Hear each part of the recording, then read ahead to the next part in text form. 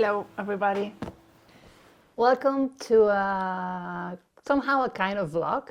This week, I plan to take you through the whole creation process of a video. So we're gonna make 2 videos in one. I've never done that before, but we're gonna see how this turns out. I don't have much planned. I just took a few notes to guide me. I'm gonna make the voiceovers while I'm going through the video because I don't know what I'm gonna tell you right now. It's gonna be different, it's gonna be fun. I hope you enjoy. Let's dive into it. Glad you're here.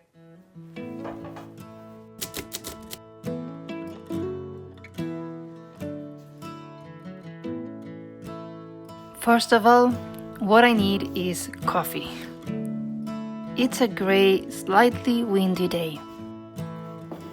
The truth is, every video ends up being created in a slightly different way. But at its core, the process is always the same. The first topic that came to my mind when I started planning this video was to talk about finding beauty in your immediate surroundings. To show that you don't need to get on a plane to appreciate the beauty that's already around you. But yesterday, I woke up sad. And I have to say it, because that's just how humans work.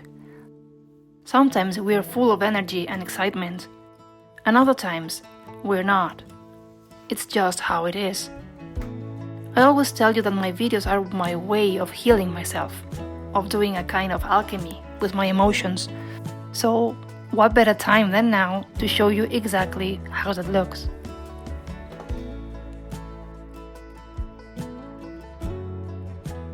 First of all, what I need to do is look inward and find the why behind this sadness, where it's coming from. I put on some soft music and start writing automatically, without worrying whether what I write makes sense, like surrealists did back then. As you can see, there's material here for many videos. Breaking family patterns, fear, nostalgia, doubt, wanting to hide until Christmas is over, material things, the family you choose, forgiveness, romantic love or the absence of it, external validation, the mind's little games. But I have to pick one.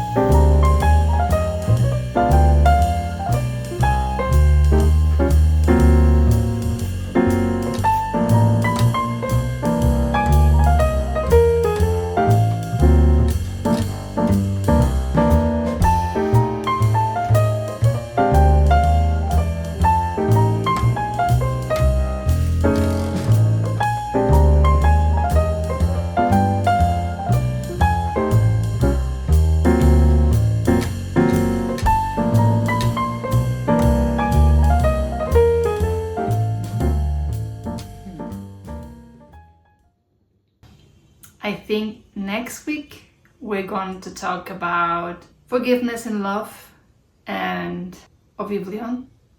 So what are we going to do now? Now that we have the idea, I'm going to explain you how I'm going to shift my mind from something that's feeling actually pretty sad into something better. So maybe it can be useful for you. Let's get to work. So that's the topic I chose. Can you forgive the one who broke your heart? As you can see, I write down all the ideas I could talk about as a way of understanding where I am and why forgiveness might be necessary to move forward. I start making questions and reflections just like, what is forgiveness really? The importance of not only forgiving others, but also forgiving yourself.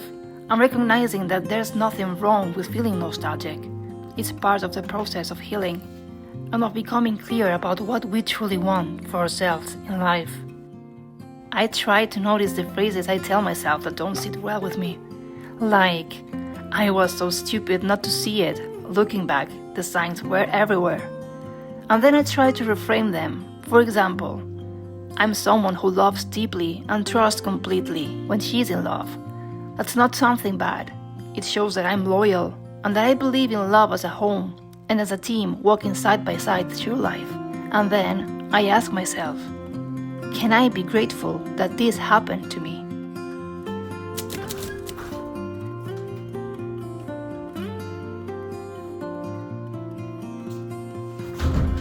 Yesterday, I sat down to write the script in the kitchen.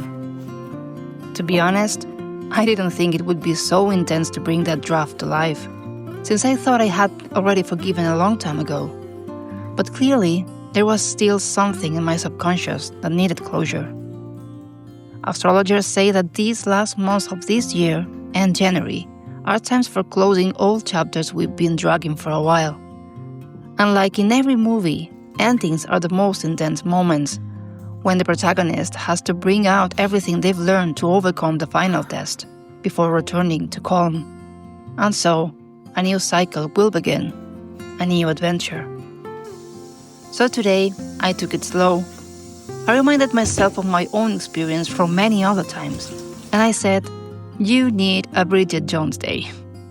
So I stepped away from my computer and my phone, went out with music in my ears, bought myself a muffin, took a hot shower, ate some fries, poured everything in my head into my journal, and went to bed early.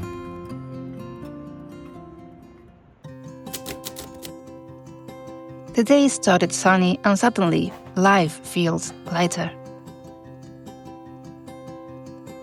Now that I have the draft, what I do is reread it and translate what I want to express into images.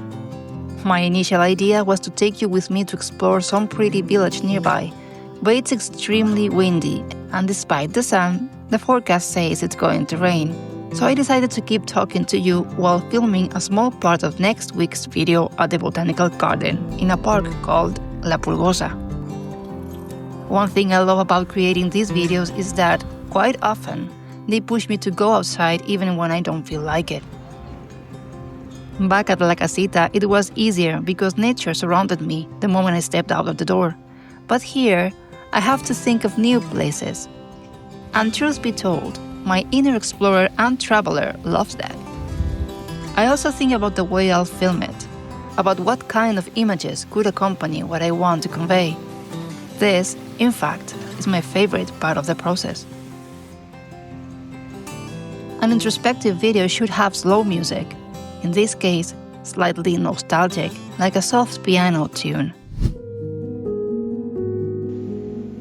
There should be gentle, beautiful details because it's about capturing the beauty that's always there, despite everything.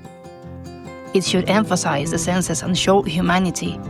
And, if possible, there should be nature, because it counts us, reminds us that we're just passing through, and that this planet is truly beautiful, and for that only, we should be grateful.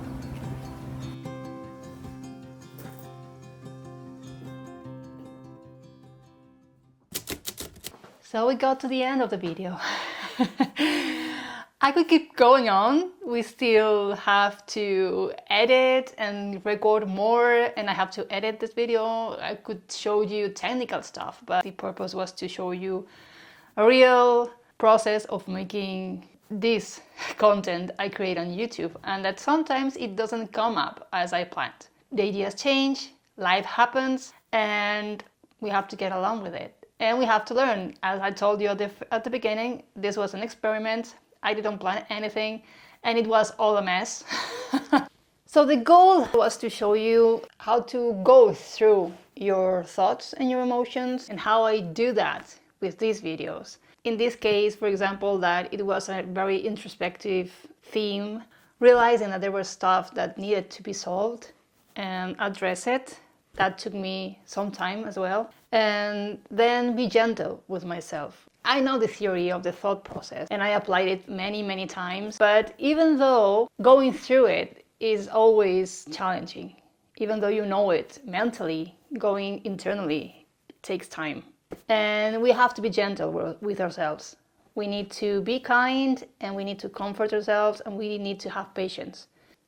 We live in a world that makes us believe that everything has to go fast, that problems need to be solved fast, that everything is just a swipe on the phone, and everything changes and happens overnight, and that's not true. Every one of us needs some time to process, and sometimes these processes are long. Sometimes they are like roller coasters. Some days you're high, some days you're lower, and that's okay. So now I'm all dressed up because I'm going to treat myself, and I'm going to go on a date with myself. So this is all for today. I hope you enjoyed somehow. And yeah, I'll see you next week. Thank you for being here. Have a lovely Sunday.